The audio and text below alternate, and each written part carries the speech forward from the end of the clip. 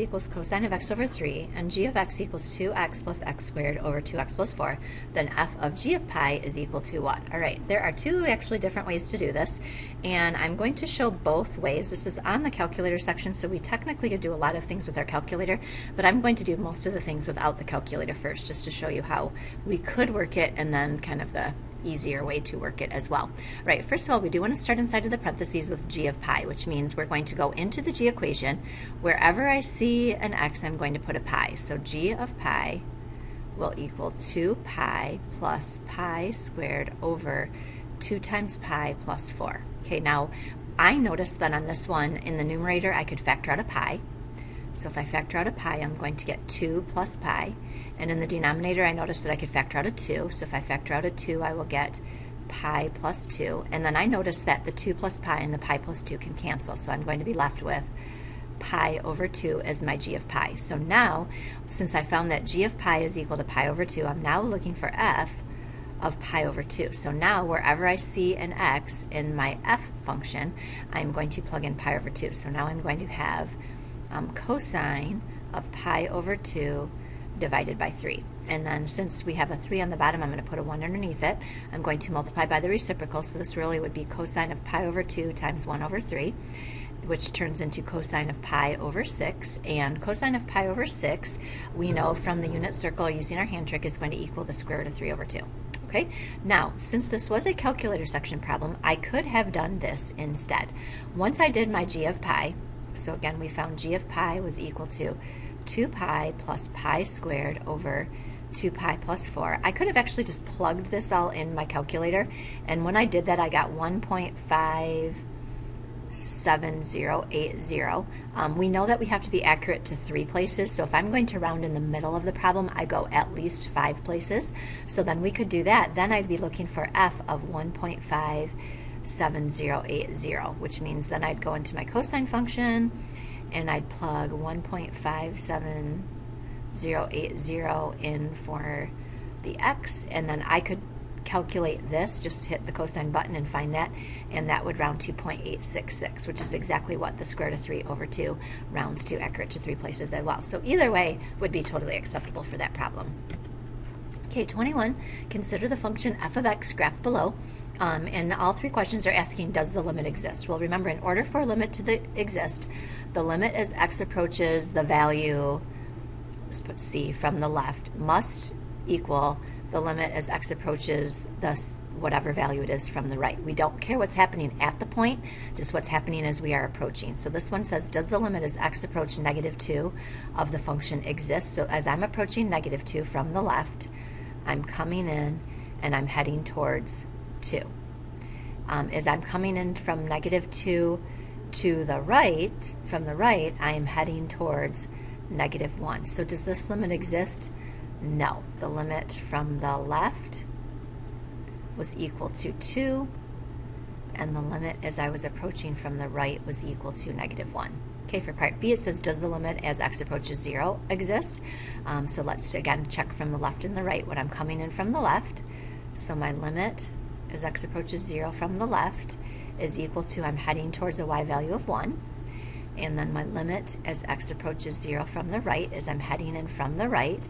I'm also approaching that y value of 1. So my limit, does the limit exist? Yes, it does, because we got the same answer, and the limit would actually be 1.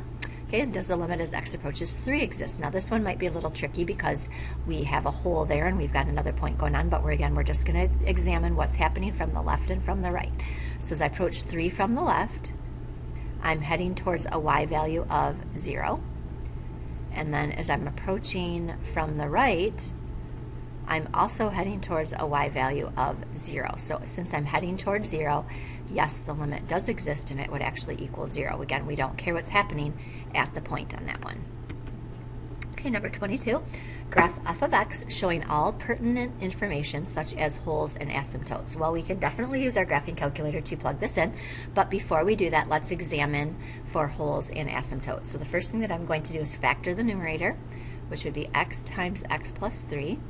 And then if I factor the denominator, that will factor into x plus 3 times x minus 2. Now I notice that the x plus 3's cancel, And since that would create a removable discontinuity, which would create a hole. So at x equals -3, we should expect to see a hole. And then at x equals 2, because it is a non-removable discontinuity, we should see a vertical asymptote.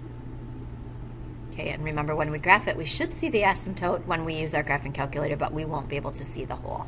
So if we go ahead and use our calculator to graph this, we should definitely get that vertical asymptote happening at 2. And on the right side, it looks something like this. And then on the left side, it actually comes up through here.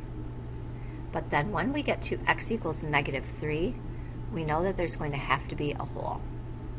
And so that's what my graph should look like on that side. Right, and on part B it says to find the limit of as x approaches -3 of the function analytically. Well, analytically means algebraically. We've already kind of done a lot of the work algebraically, so I'm just going to rewrite what we have there. If we tried to plug -3 in right now, we'd get 0 in for our denominator, which would not work for us, so we just have to do a different way. So do x plus 3, x minus 2. The x plus 3's cancel, so I'm really left with x over x minus 2. And when we solve something algebraically, our ultimate goal is to be able to plug -3 in. So now I'm going to plug -3 in for my x's, and when I do that, I get -3 over -5, which would reduce to 3/5.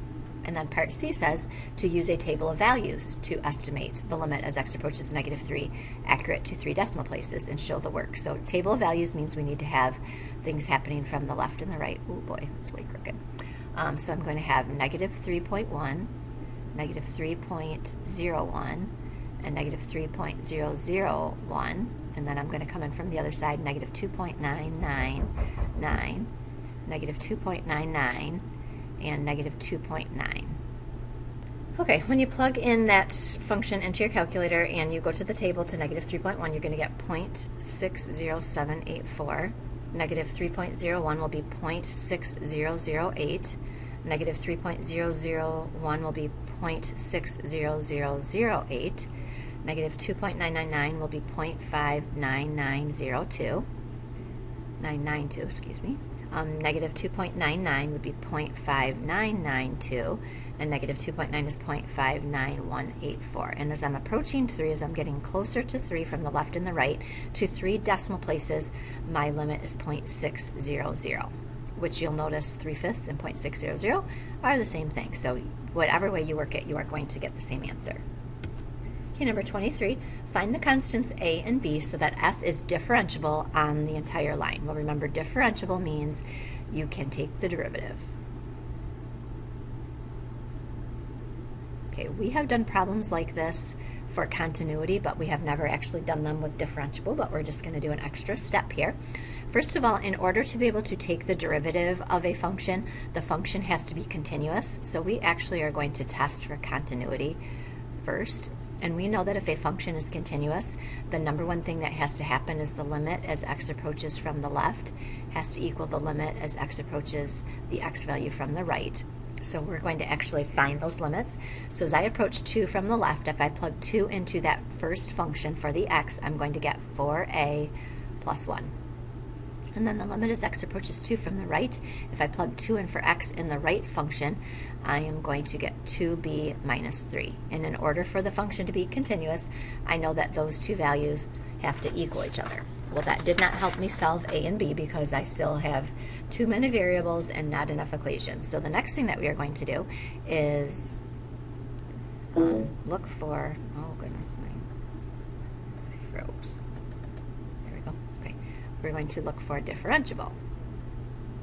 Okay, if I'm differentiable, that means I can take the derivative. And if I take the derivative, it shouldn't matter which one I plug that 2 into, I should get the same answer. So what we are going to do now is that same thing. So what I would like to do is we're going to find the derivative as x approaches 2 from the left, and then we're also going to find the derivative as x approaches 2 from the right. And those should equal each other because if it's differentiable, the derivatives will be the same from both ways. So first of all, we're going to find the derivative of that first function. That derivative will be 2ax, and then if I plug in 2, I will get 4a. And then from the right, if I find the derivative of that right function, the derivative of bx minus 3 is just b. And even if I try to plug in 2, there's nothing I can do. So I'm going to get B, 4a equals b. And again, that doesn't really help still, but now what I can do is use substitution. Since I know that b is equal to 4a, I can plug that in for this b. So I'm going to have 4a plus 1 is equal to 2 times 4a minus 3. So now I'm going to have 4a plus 1 equals 8a minus 3. I'm going to get my a's on the same side, so I'm going to subtract 8a from both sides. That will give me negative 4a plus 1 equals negative 3. I'm next going to subtract 1 from both sides, so I'll get negative 4 equals negative 4, which tells me that a is equal to 1. And now I can go back up into my other function. 4 times 1 will equal b, which means b equals 4. So I get a equals 1 and b equals 4 as my answers. Okay, number 24. Consider a particle whose motion is represented by the position equation s of t equals the cube root of 8t squared plus 5, where s is in feet and t is in seconds. What is the velocity of the particle at t equals 3? So velocity compared to position, I know that the velocity at 3 will be the derivative of the position at 3. Now, if you'd like to work at this the long way, we'd have to use the chain rule to get my answer, but we are allowed to use our calculator, so we are simply looking for the derivative of this function at 3. So I am going to use my Math 8 button to do that. And when we do this, the y1 that we will put in, we'll go, remember, find what y, type in y1.